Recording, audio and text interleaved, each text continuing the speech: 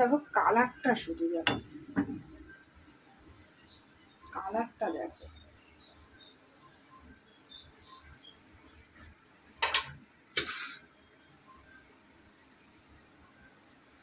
কালারটা, দেখো পুরো জমে একেবারে ক্ষীর। তো চলো এটাকে নামিয়ে নিই। এটাকে নামিয়ে নিই। দেখো গ্যাসের কি অবস্থা, গ্যাসটাকে আমি মুছে নেব। দেখো ও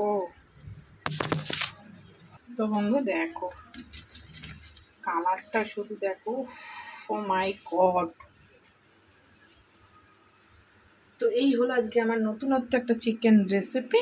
তো তোমাদের অবশ্যই যদি ভালো লাগে তোমরা বাড়িতে করে ট্রাই করে একবার দেখতে পারো, আশা করি তোমাদের ভালো লাগবে। আর আমি তো দেখলাম বেশ, যেমন কালারটা সুন্দর হয়েছে তেমন খেতেও দুর্দান্ত হয়েছে, আমার ছেলে বলল। তো দেখো কোনো জিনিস না সুন্দর যদি হয় দেখতে, তখন মন থেকেই মনে হয় যে খাই। তখন জিনিসটা যদি টেস্ট সেরকম নাও হয় তবুও ভালো লাগে। তো সেরকমই জিনিসটা এত সুন্দর দেখতে হয়েছে, তোমাকে কি বলবো, দারুণ হয়েছে, দারুণ। তো চলো আজকে আমার নতুনত্ব একটা চিকেন রেসিপি তোমাদের সাথে শেয়ার করলাম। তোমরা অবশ্যই বলো কেমন লাগলো।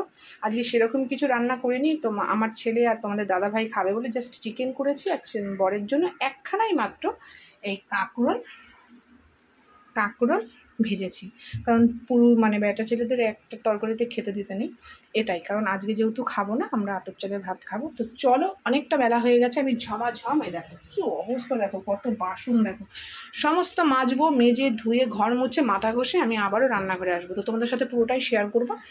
তো চলো অবশ্যই যদি চিকেনের রেসিপিটা ভালো লাগে অবশ্যই লাইক কমেন্ট শেয়ার করো, নতুন বন্ধুরা সাবস্ক্রাইব করে আমার সঙ্গে থেকে আমাকে সাপোর্ট